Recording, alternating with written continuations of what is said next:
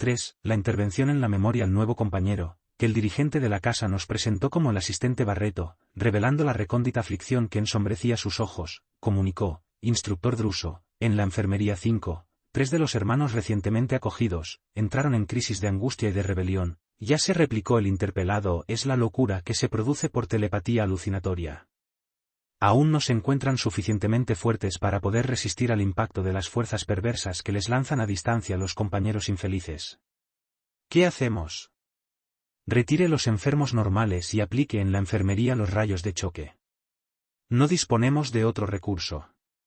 Se iba Barreto, cuando otro trabajador se presentó informando, instructor, la pantalla de aviso que no funcionaba a causa de la tormenta que ahora está declinando, acaba de transmitir un aflictivo mensaje. 2 de nuestras expediciones de búsqueda se hallan en dificultades en los desfiladeros de las grandes tinieblas. ¿Indicaron su posición?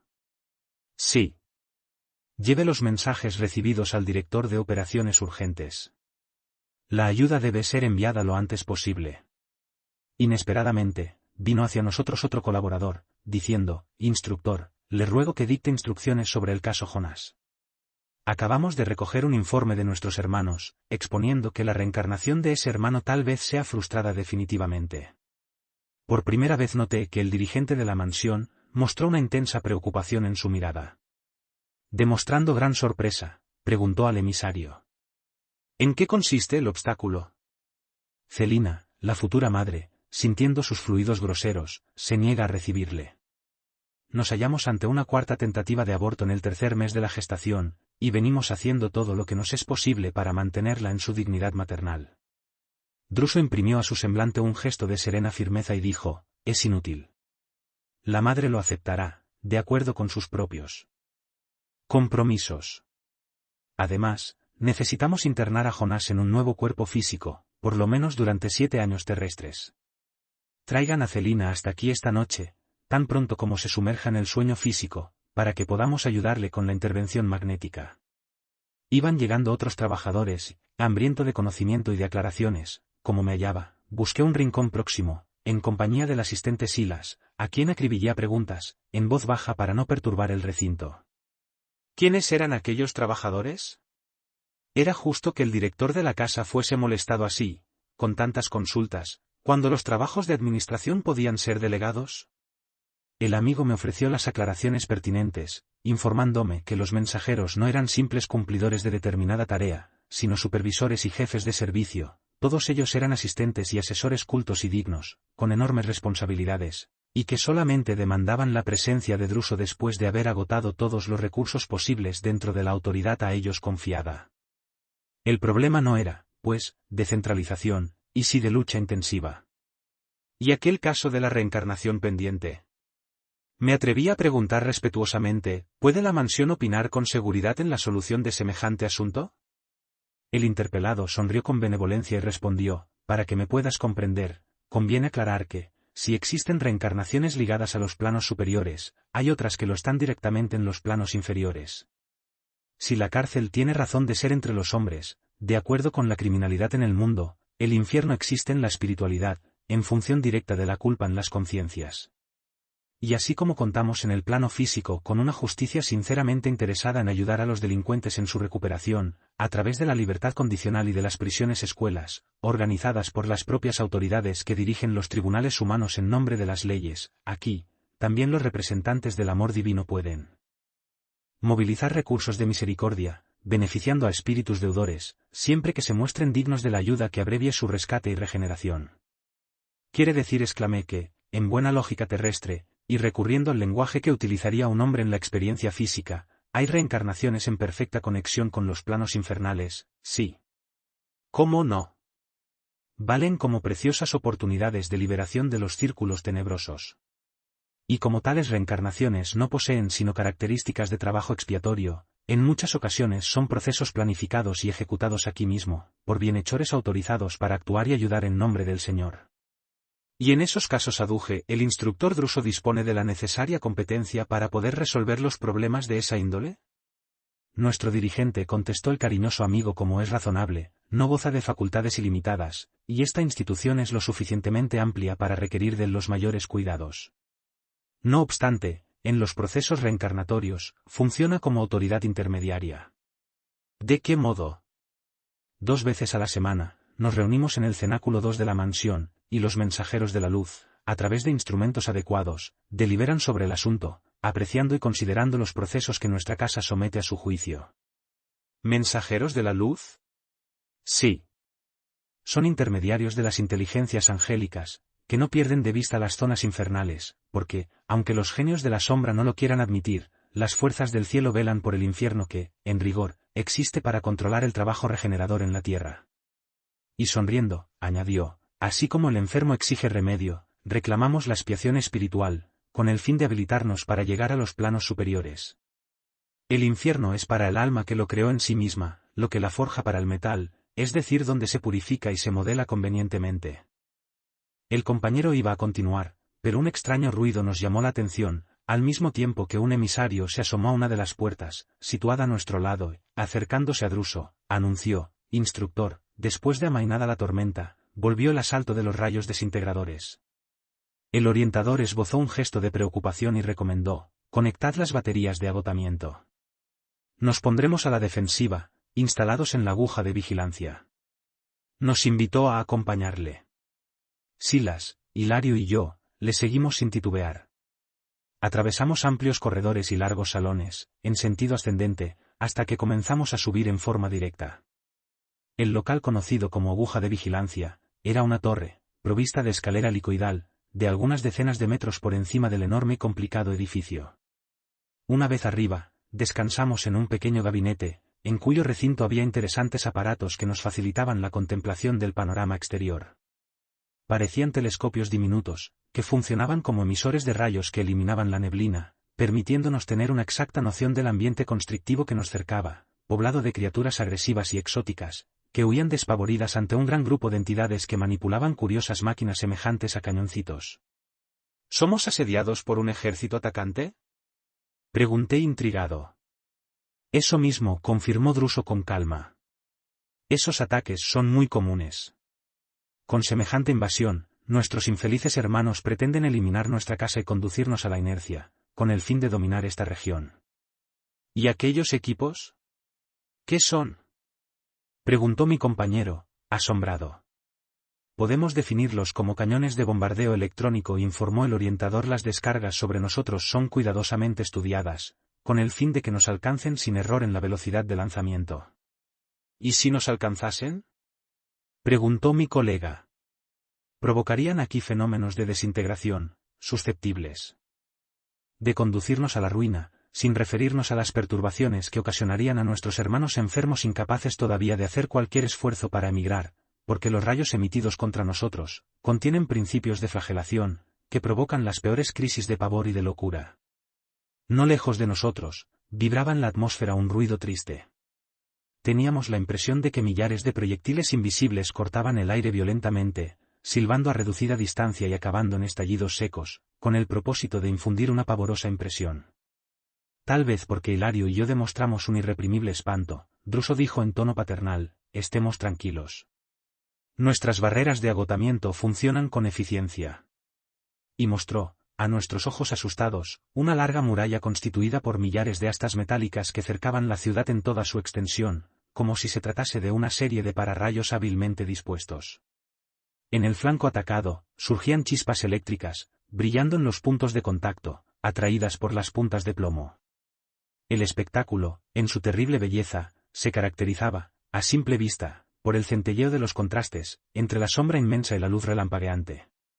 Aquí, los conflictos son incesantes, nos dijo el orientador, con serena dignidad. Por tanto, hemos aprendido, en esta mansión, que la paz no es conquista de la inercia, y sí fruto del equilibrio entre la fe en el poder divino y la confianza en nosotros mismos, en el servicio por la victoria del bien.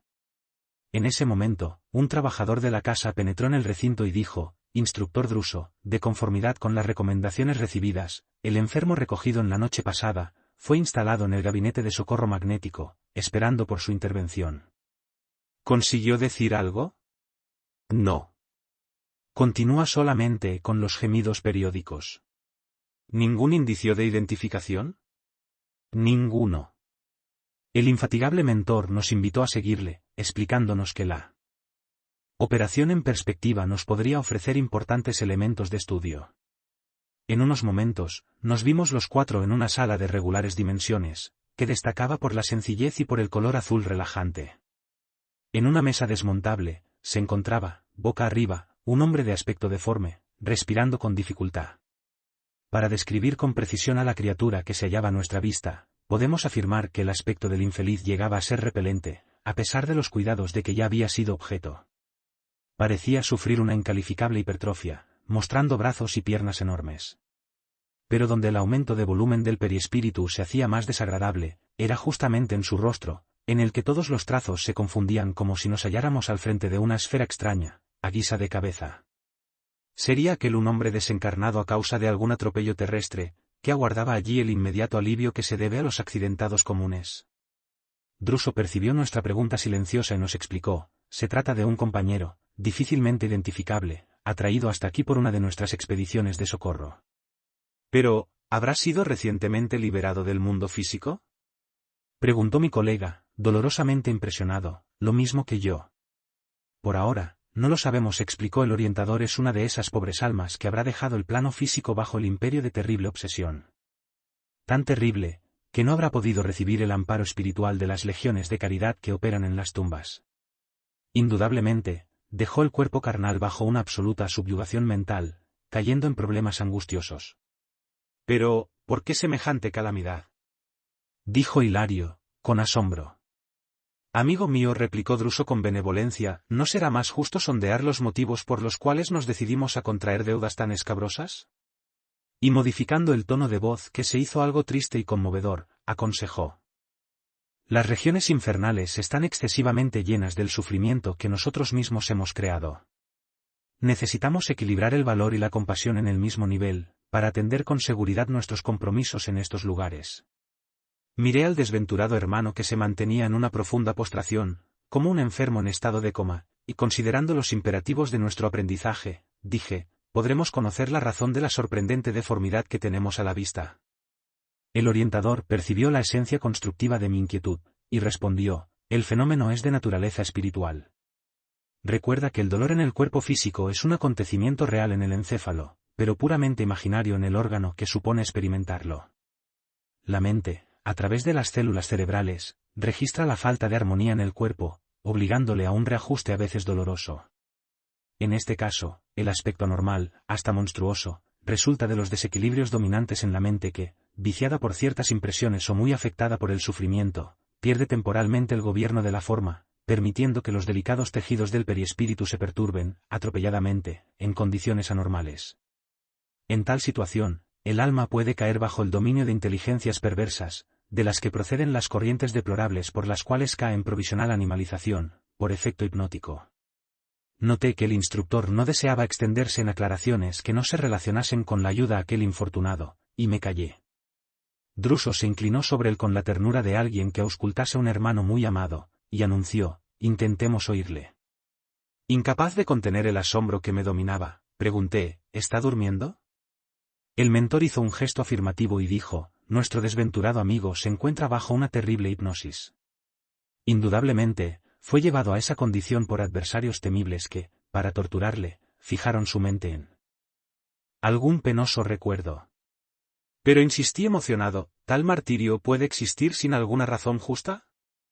Amigo mío, dijo el orientador, con excepción del camino glorioso de las grandes almas, que eligen en el sacrificio propio el apostolado de amor con que ayudan a los compañeros de la humanidad, no se arrancan las espinas del sufrimiento sin arrancar a sí mismo las raíces de la culpa.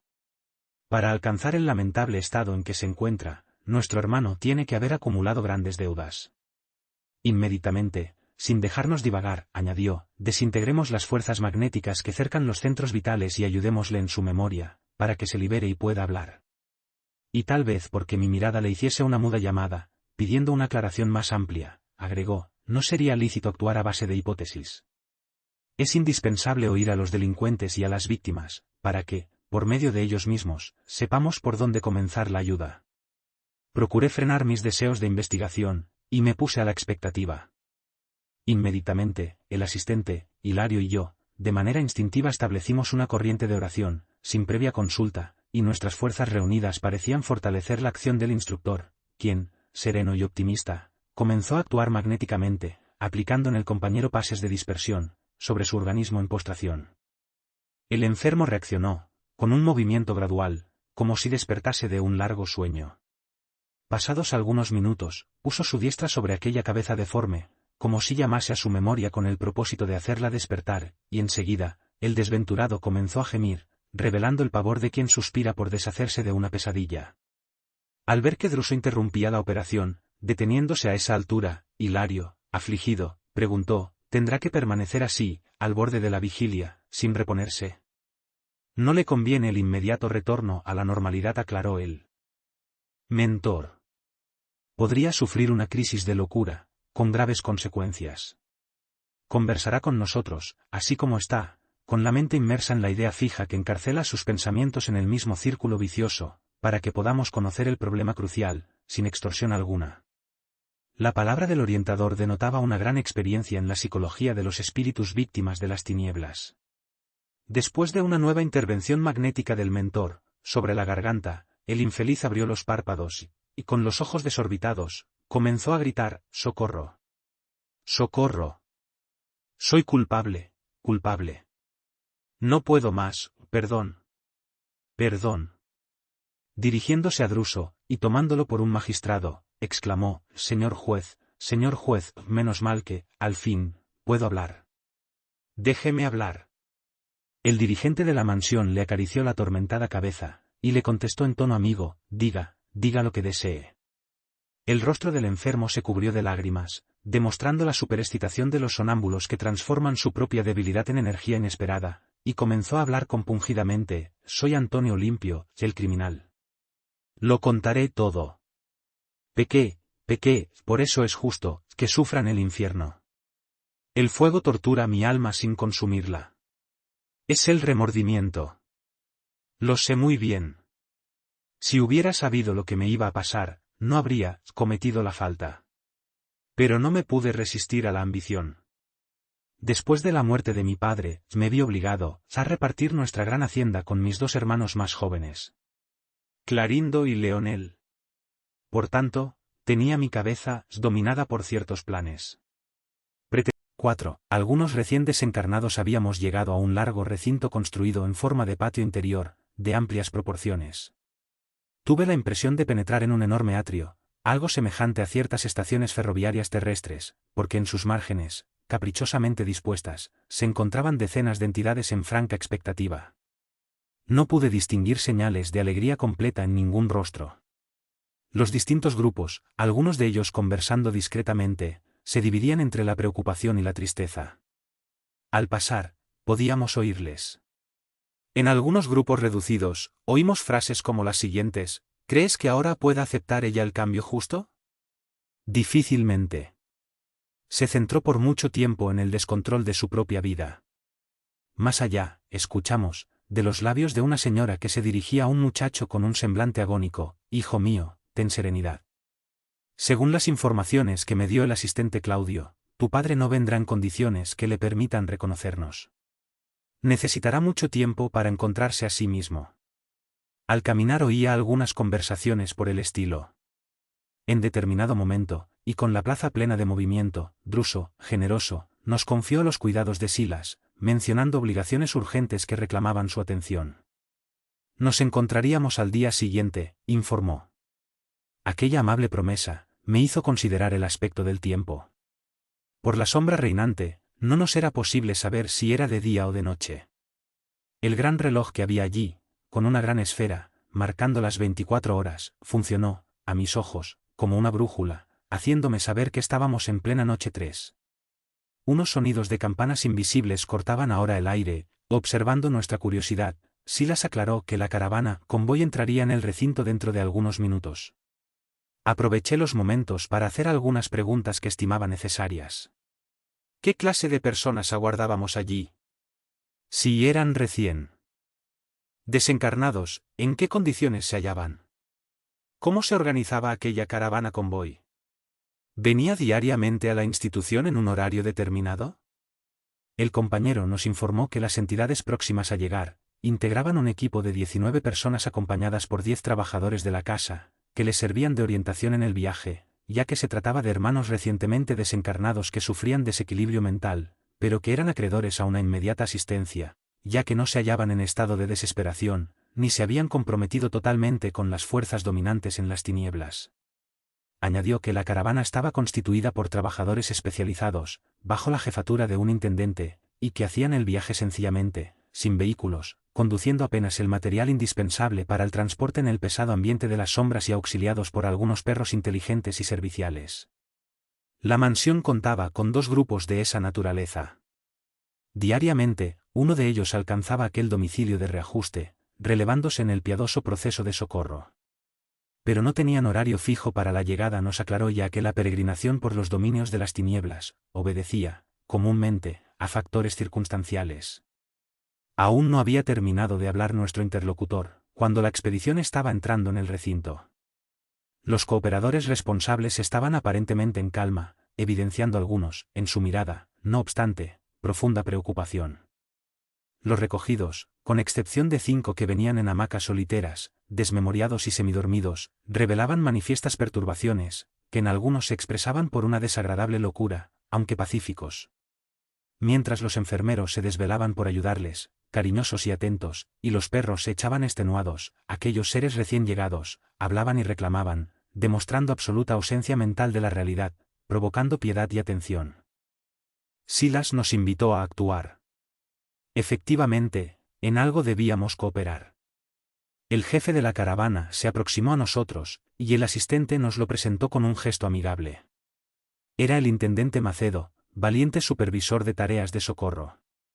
Los parientes y amigos de los recién llegados nos rodeaban ahora, con expresiones de alegría y de sufrimiento. Algunas señoras que había visto antes en ansiosa expectativa, lloraban discretamente. Noté que las entidades recientemente desligadas del cuerpo físico, turbadas como se hallaban, mostraban todas las señales de las enfermedades que les habían llevado a la desencarnación. Un ligero examen clínico podría, sin duda alguna, favorecer la lectura de cada diagnóstico individual. Una dama se acercaba a una joven que venía amparada por la ternura de una de las enfermeras de la institución, y, abrazándola, lloraba sin pronunciar palabra alguna. La muchacha recientemente liberada, recibía sus cariños, rogando conmovida, no me dejen morir, no me dejen morir. Mostrándose aprisionada por los recuerdos de los últimos momentos en el cuerpo terrestre, con ojos llenos de pena y llanto, avanzó hacia Silas, exclamando, Padre. Padre, deme la bendición de la extremaunción, pero, por favor, la parte de mí la guadaña de la muerte. Intenté compensar mi falta en la caridad, amparando a los desprotegidos de la suerte, pero la ingratitud practicada con mi madre me habla muy alto en mi infeliz conciencia. ¿Por qué me cegó el orgullo, al extremo de condenarla a la miseria, porque no tuve, hace 20 años, la comprensión que tengo ahora? Pobrecita, padre. ¿Se acuerda de ella? Era una humilde actriz que me crió con inmensa dulzura. ¿Centró en mí toda su existencia? De alegres escenarios, descendió a la ruda labor doméstica, para poder conquistar nuestro pan. Tenía la sociedad en contra suya, y mi padre, sin ánimo para luchar por nuestra felicidad, la dejó en la extrema pobreza, cobarde e infiel a los compromisos que libremente había asumido. La infortunada criatura hizo un ligero silencio, mezclando sus propias lágrimas con las de la señora que la estrechaba contra su pecho, y con la mente sujeta a la confesión que acababa de hacer in extremis, y como si tuviera al sacerdote a sus pies, continuó, Padre, perdóneme en nombre de Jesús. Cuando me vi joven y dueña de la gran dote que mi padre me había legado, me avergoncé del ángel maternal que había extendido sobre mí sus blancas alas, y, aliándome al hombre vanidoso con quien me casé, la expulsé de nuestra casa, Todavía siento el frío de aquella terrible noche. Le lancé frases crueles, para justificar la vileza de mi corazón, la calumnié sin piedad. Pretendiendo elevarme en el concepto del hombre con quien me había casado, mentí diciendo que ella no era mi madre. La señalé como una ladrona común que me había robado al nacer. Recuerdo la mirada de dolor que me lanzó al despedirse. No se quejó ni reaccionó, solo me contempló, tristemente, con los ojos hinchados de llanto. En ese momento, la dama que la sostenía, acarició sus cabellos desaliñados y trató de confortarla. No te excites. Descansa, descansa. ¿Qué voz es esta? Gritó la joven, como si enloqueciese de angustia. Y, palpando las manos afectuosas que acariciaban su cara, exclamó, padre. Parece que ella se encuentra aquí, junto a mí. Y, volviendo hacia lo alto sus ojos apagados y suplicantes, rogaba negada en llanto, oh, Dios mío. No me dejes encontrarla sin que pague antes mi terrible deuda, Señor, compadécete de mí, de esta pecadora que os ofendió humillando e hiriendo a la amorosa madre que me diste. Con el auxilio de 2 enfermeras, la señora que la sostenía, la situó en la cama portátil y le hizo enmudecer, con gran ternura. Percibiendo mi emotividad, Silas, después de acomodar a la enferma, me explicó, la dama generosa que la recogió en sus brazos, es la madre, que vino al encuentro de su hija. ¿Qué nos dices?, exclamó Hilario, asombrado. Sí, le acompañará cariñosamente sin identificarse, para que la pobre desencarnada no sufra choques emotivos perjudiciales. El traumatismo periespiritual produce mucho tiempo de desequilibrio y de emoción. ¿Por qué motivo se habrá confesado la enferma, de ese modo?, preguntó mi colega intrigado. Es un fenómeno común, aclaró el asistente. Las facultades mentales de nuestra hermana en sufrimiento se estancaron en el remordimiento, como consecuencia del máximo delito de su última existencia. Desde el momento en que comenzó a sentir intensamente las reflexiones de la muerte, se entregó de ese modo a tales recuerdos. Habiendo cultivado la fe católica romana, se imagina todavía delante del sacerdote, acusándose por la falta que mancilló su vida. El espectáculo me impresionaba profundamente. La dureza del cuadro que la verdad me ofrecía, me obligaba a una dolorosa meditación. No había, entonces, maldades ocultas en la tierra, todos los crímenes y todas las faltas de la criatura humana, se revelarían algún día y en algún lugar. Silas comprendió la amargura de mis reflexiones y vino en mi ayuda, diciendo, sí, amigo mío, tu razonamiento es válido. La creación de Dios es una luz gloriosa. Cualquier sombra de nuestra conciencia, queda impresa en nuestra vida hasta que la mancha sea lavada por nosotros mismos, con el sudor del trabajo, con el llanto de la expiación. Y ante las muestras de agonía y afecto en los reencuentros que se realizaron allí, ante nuestros ojos, en los que hijos y padres, esposos y amigos se reaproximaban unos a otros, el asistente agregó, generalmente, llegan a estos lugares de inquietud aquellos que cavaron en sí mismos profundos surcos infernales y que se cristalizaron en peligrosas ilusiones. Pero la bondad infinita del Señor permite que las víctimas, rehechas en la comprensión y en el perdón, se transformen, felices, en abnegados cireneos de los antiguos verdugos. Como es fácil de comprobar, el inconmensurable amor de nuestro Padre Celestial cubre no solamente los paisajes gloriosos del paraíso, sino también las zonas atormentadas del infierno que nosotros mismos hemos creado. Una pobre mujer prorrumpió en llanto convulsivo, junto a nosotros, cortando la palabra de nuestro amigo. Con sus puños cerrados, la infeliz clamaba, ¿quién me liberará de Satanás? ¿Quién me librará del poder de las tinieblas? Santos ángeles, socorredme. Socorredme contra el temible Belfegor. Silas nos invitó a que le acompañásemos en el amparo magnético inmediato. Los enfermeros que se hallaban presentes, acudieron, solícitos, para impedir que la crisis se agravara. Maldito. Maldito, repetía la demente, persignándose. Invocando el socorro divino a través de la oración, procuré anular sus movimientos desordenados. Se fue adormeciendo poco a poco. Serenado el ambiente, Silas nos invitó a sondear la mente turbada, ahora bajo el imperio de una profunda hipnosis.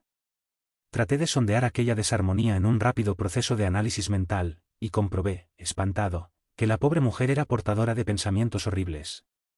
Como si tuviesen raíz en su cerebro, veía que se escapaba de su interior la figura animalesca de un hombre agigantado, de larga cola, con cara de cabra, pies en forma de garras y ostentando 2 cuernos, sentado en una tosca silla, como si viviese en perfecta simbiosis con la infortunada criatura en mutua imantación.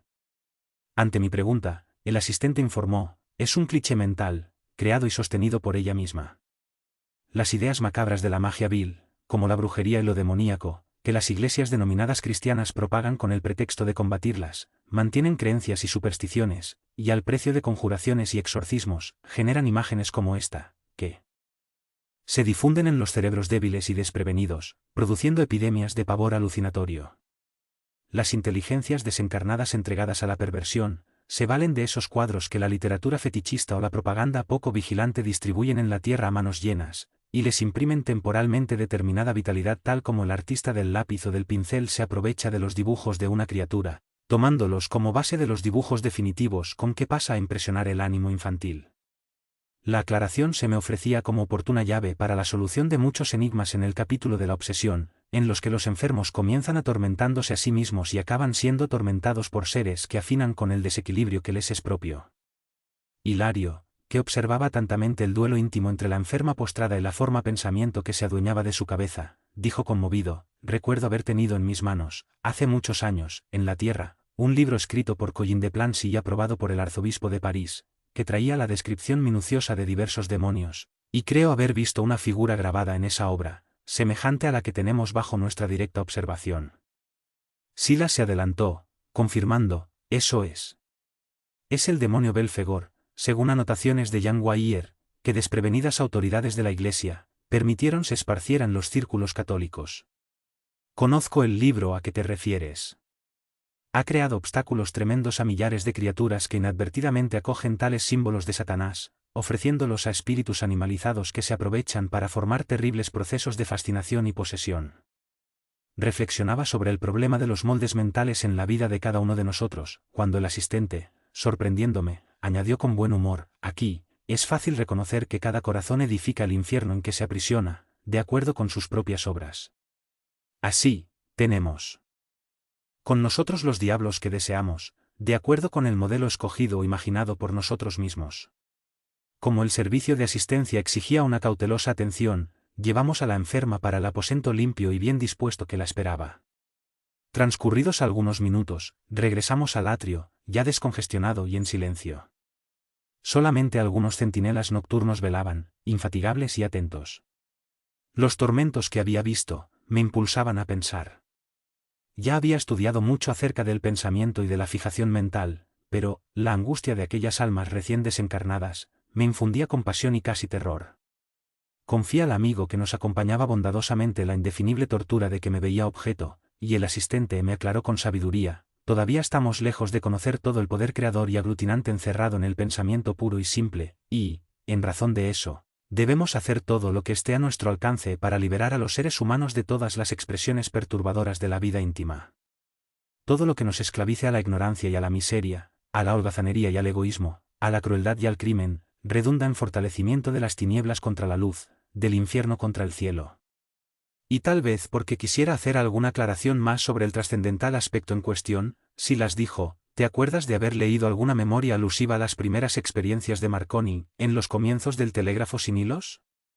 Sí, respondí. Recuerdo que el sabio, todavía muy joven, se consagró al estudio de las observaciones de Enrique Hertz, el gran ingeniero alemán que realizó importantes experiencias sobre las ondas eléctricas, comprobando las teorías de la identidad de la transmisión, entre la electricidad, la luz y el calor irradiante, y sé que, en cierto momento, tomando el oscilador y conjugándolo con la antena de Papaf y con el receptor de Branly, en el jardín de la casa paterna, consiguió transmitir, sin hilo, las señales del alfabeto Morse. Pero, ¿qué tiene eso que ver con el pensamiento? El asistente se sonrió y dijo: esa referencia es significativa para nuestras consideraciones. Vayamos a la televisión, una de las maravillas de la actualidad terrestre, y agregó: me refiero a eso, para recordar que en la radiofonía y en la televisión, los electrones que conducen las modulaciones de la palabra y los elementos de la imagen, viajan en el espacio con una velocidad igual a la de la luz, o sea, a 300.000 kilómetros por segundo. Ahora, en un mismo local, pueden funcionar un puesto de emisión y otro de recepción, comprendiéndose que, en un segundo, las palabras y las imágenes pueden ser irradiadas y captadas, simultáneamente, después de haber atravesado inmensas distancias en el espacio, en fracción infinitesimal de tiempo. Imaginemos ahora el pensamiento, fuerza viva y actuante, cuya velocidad supera a la de la luz.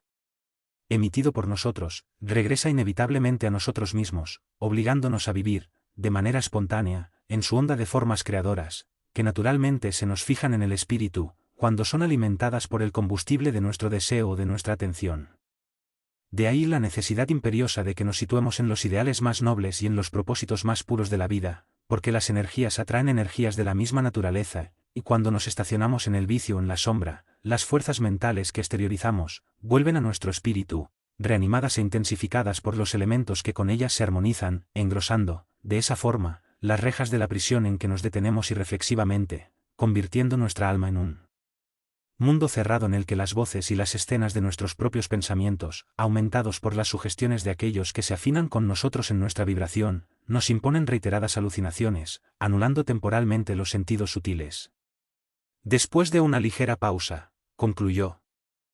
Por eso, al desaparecer el cuerpo físico, en el fenómeno vulgar llamado muerte, la criatura desencarnada, moviéndose en un círculo más plástico e influenciable, puede permanecer largo tiempo bajo el cautiverio de sus creaciones menos constructivas, deteniéndose en largos periodos de sufrimiento y de ilusión, unido a aquellos que viven sus mismos engaños y pesadillas.